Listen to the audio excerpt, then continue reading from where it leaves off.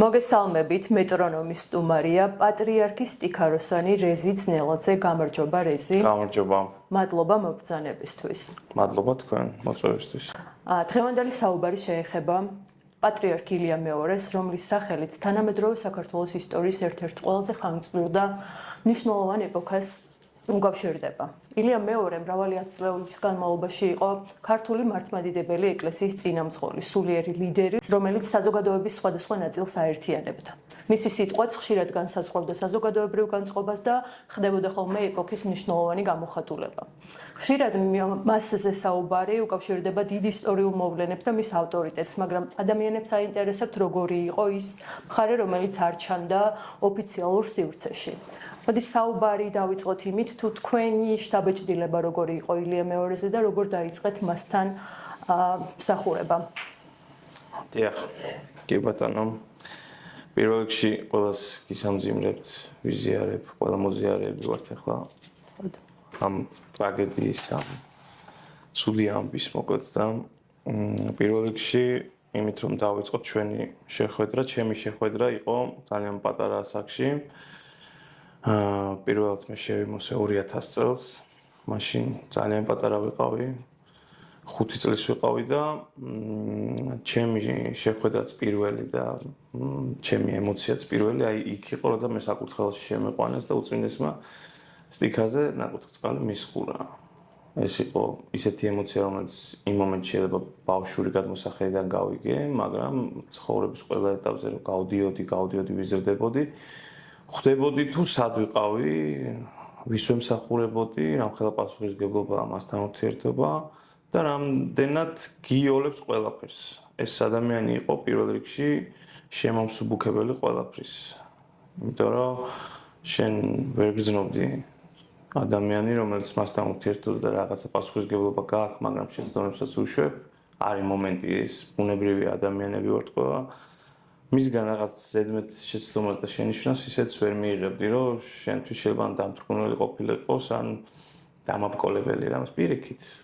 ძალიან მშვიდ და ძალიან წყნარად ნუ გეშინია, ყველაფერი კარგად იქნება და მაქსიმუმ თუ რაღაცა სასჯელით თუ დაგჭირდა იყო ფსალმუნების წაგიკითხა რა.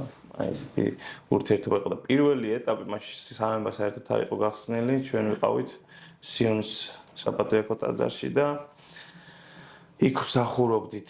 მაშინ ჩემხელა ბავშვი არავინ არ იყო და სტიქაროსანი ასევე ვთქვათ და რაღაცა განსაკუთრებული ემოცია იყო ნამდვილად.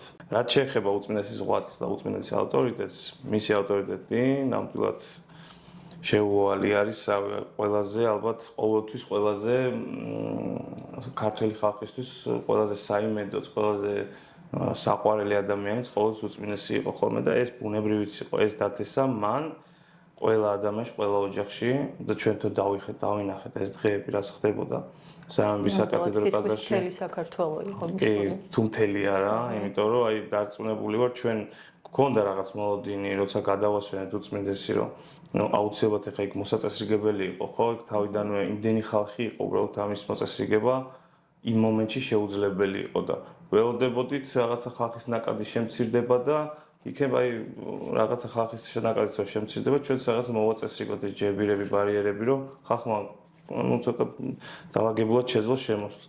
მაგრამ ერთი წამითაც კი აი ეს დღეები, ერთი წამითაც კი არ შემცირებულა ხალხის ნაკადი და აი პარალელურად მოგვიწია, რომ თან ხალხის შემოსული იყო და სამძიმარია თქვა და თან კიდე ჩვენ მოგვეწესრიგებინა იქაურობა, სხვა გზა არ ქონა, მოკლედ იმდენად დიდი რაოდენობის, იმდენად მასშტაბური რაოდენობის. ესეთი ადამიანი იყო უწმინდესი, რომ აი ამდენი ხალხი მოიყვანა იქ.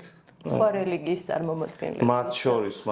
დიდი პატივისცემით მოიხსენიებდნენ და ბოლო დღეებშიც მათ შორის ნამდვილად და ეს იყო მისი ღვაწლი. პირველი ღვაწლი ალბათ თვითონ კი ამბობს, რომ ჩემი ყველაზე დიდი საქმე რაც გავაკეთე, შვიდგზის ლოცვებიაო. და ნამდვილად დარწმუნებულად ვამბობ, რომ აი უდიდესი საქმე არის, რომ ადამიანი სულ ლოცვაში იყო რა, აი ამ გადაწყვეტილებითაც კი ვალდებულს კი არ ხდიდა, უბრალოდ გასწავლიდა, რომ ეს უფრო სწორია, ეს უფრო ჭეშმარიტია. მეორე თუ უწმინდესისას ნათქვამს არ ჩავთვლი და ჩემას მკითხავთ, ჩემი აზრით იყო მისი ურთიერთპატივისცემა ადამიანების მიმართ, ადამიანურობა, მის დამოკიდებულება ადამიანების მიმართ, სულამოწ და გიყვარდეს ღმერთი და გიყვარდეს ადამიანი, მოყვას, ხო? ეს არის ქრისტიანის ცხოვრება, მეტი არაფერი არ არის იდეაში. აი ამ ორი სიყვარული თუ შეგიძლია, ანუ და გვიყვარდეს ერთმანეთი რომ ამობს, მაშინ ჩვენ გადავრჩებითო, ესე ამბობდა ხოლმე უწმინდესიც და მართლა ეს არის ცხოვრება და მართლა ამას ცდილობდა მთელი თავის მოღვაწეობა. აქედან გამომდინარე, ბევრი ძალიან დიდი საქმე აქვს ნაკეთები. თუნდაც მესამე საყოველთაო ნათლობაზე იყოს კი ბატონო, თუნდაც ომიანობის პერიოდში რამხელა საქმეები აქვს ნაკეთები. მაგრამ ჩემი აზრით ყველაზე განსაკუთრებით აი ესეთი ჩემთვის არის აი ეს დამოკიდებულება, ეს ტოლერანტობა, ეს ურთიერთპატივისცემა ადამიანების მიმართ, როგორი უშუალო იყო, როგორი თავმდაბალი იყო პიროვნება, რომელიც იყო საქართველოს კათოლიკოს პატრიარქი. როგორი იყო საჯარო სივრცის მიღმა პატრიარქი, თქვენ ყველაზე ახლოს იცნობდით მას, შეიძლება ითქვას და ძალიან დიდი ხანი გაატარეთ მასთან. აი საზოგადოებამ რაც იცის, ამასე რომ ისაუბროთ. დიახ. ძალიან უშუალო იყო, ანუ მსახურება ერთი იყო, მსახურებაში იმდენად ერთვებოდა, რომ იქ ერთი ზედმეტი არც დაგვიანება არაფერი, ანუ მთლიანად მსახურებაში იყო ჩართული ეს ადამიანი. როგორც კი მორჩებოდა მსახურება, იმდენად ჩართული იყო, დაღლილი იყო ხოლმე. აი ძალიან დაღლილი იყო ხოლმე თუნდაც ასაკში. და როდესაც მორჩებოდა მსახურება, რაღაცნაირად მოეშვებოდა და რაღაცნაირად უფრო ისეთი უშუალო ხდებოდა ურთიერთობაში, როგორც არის ხოლმე ზოგადად. მეტყოდა ან მე ან ჩვენ სტიკაროსანს რომელიმეს რომ ეხლა სამებაში ვისაც კი ნახავ გაჭირვებულს სოციალურ დახმარება ვისაც ჭირდება, ყველა ეხლა რაღაცნაირად მოკრიბე და ჩემთან ჩამოიყვანა საპატრიარქოში. ჩვენც დიდი სიხარულით, რა თქმა უნდა, ავდგებოდით, წავიყვანოთ და დავივლიდით სამებას, გინდა სამების გარეთ, სადაც კი ვინმე შეგხვდებოდა, მოკლედ, 10-ობით, 100-ობით გაჭირვებული თან ეს არ ხდებოდა რაღაცა წელიწადში ერთხელ, შეიძლება ყოველ კვირა ეთქვა. და ყოველ კვირა დღეს წირვის მერე ავდგებოდით, დავივლიდით სამების ტაძარს, ირგვლივ ტერიტორიებს, ვისაც კი შეიძლებოდა რომ რაღაცა გაჭირებულს ნახავდით, ყველა ჩაყავდა, მათთან ერთად ტრაპეზობდა, მათთან ერთად რაღაც ნობაც ჩუქნიდა ხოლმე, ახას ჩუქნიდა ხოლმე და ესე რაღაცნაირად ბედნიერი იყო ეს კაცი აი ამ საქციელი. აი როგორ გითხრათ, არ ვიცი, იმდენად ახარებდა სხვისი გახარება, რომ წარმოუდგენელი იყო ეს, რომ მას არ ეკეთებინა. აი ამას ვამბობდი დასაწყისშივე, რომ ამით იყო ძალიან დიდი და ამიტომ მოვიდა ამდენი ხალხი, რომ სხვისი ბედნიერება უხარავდა ამ ადამიანს და სულ ცდილობდა, რომ ყველას შემწეიყო მართლა რა, აი ყველას დიდს, პატარას, ბავშვს, აი ყველას შემწეიყო, ყველასთან შეეძლო ოღონდ რაღაცა მისი დარდი გაეზიარებინა, მისი სიხარული ოღონდ გაეზიარებინა და ამიტომ აი ძალიან უშუალობაც ამან მოიტანა რა მასთან ურთიერთობაში. თავიდან არ მესმოდა ეს, რასაც ჩვენ გვეუბნებოდა სტიკაოსნებს დაუძახევართ ხო, მითხრა და მითხრა რომ სასულიერო პირები არ განიკითხოთ.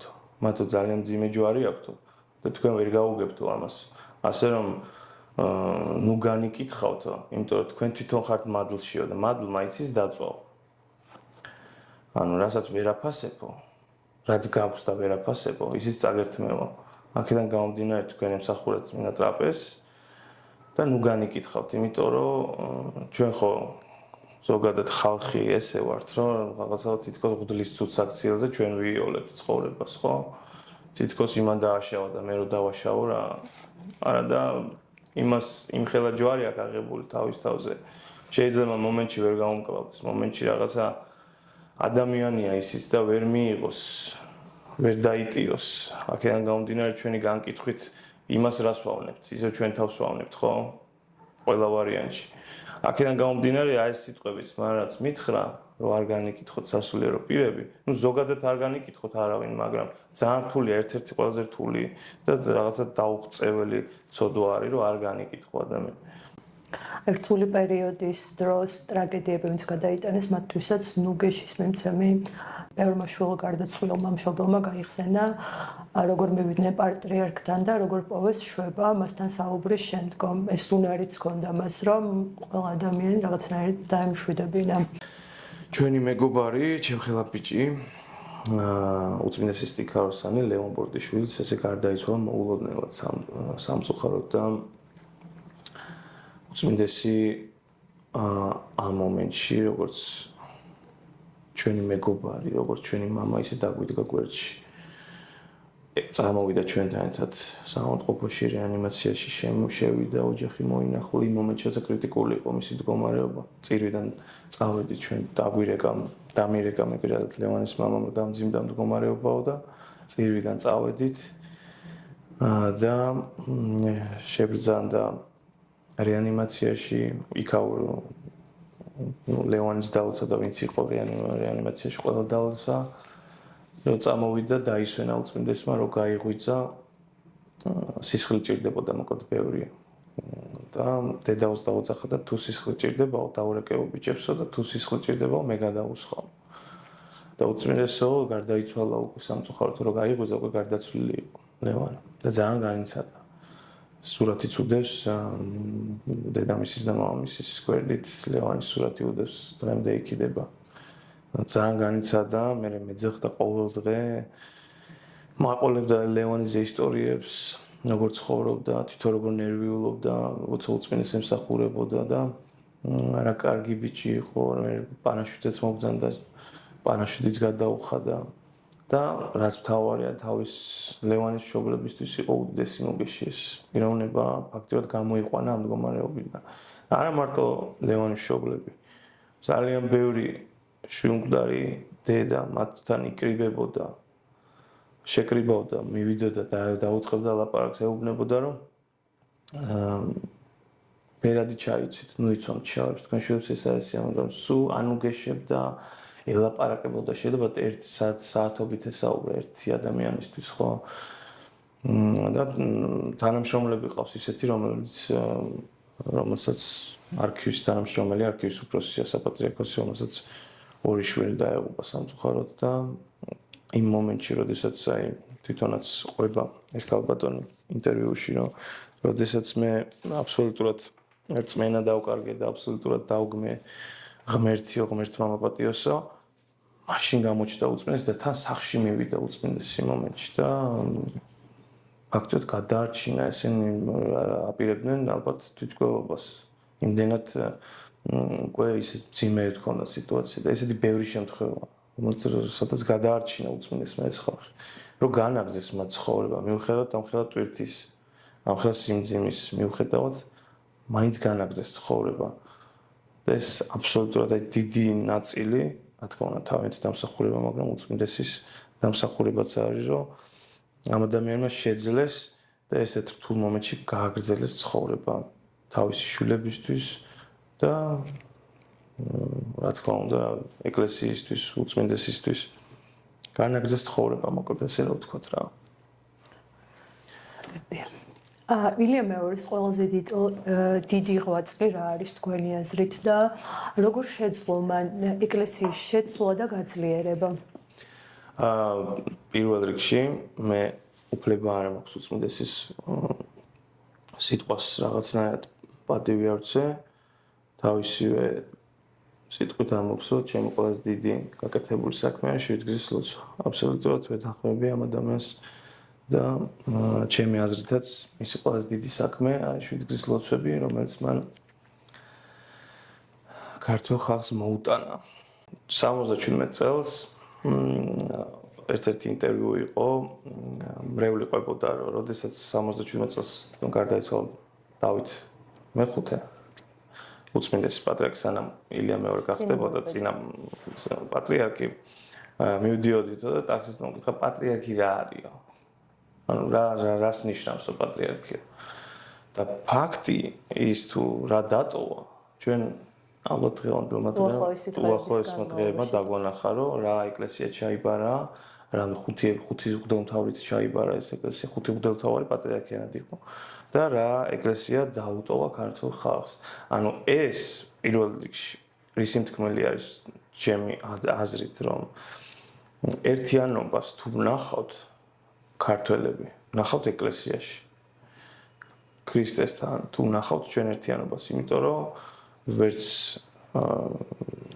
პოლიტიკურად ვერ გაერთიანდები, ვერც რაღაცა მორალურად. ერთადერთი გამაერთიანებელი ჩვენი ქვეყნის არის ეკლესია. სვეტი ცხოველი. სამება, სადაც შეიძლება რომ მართლა გავერთიანეთ ქართული და ეს დაგვიტოვა.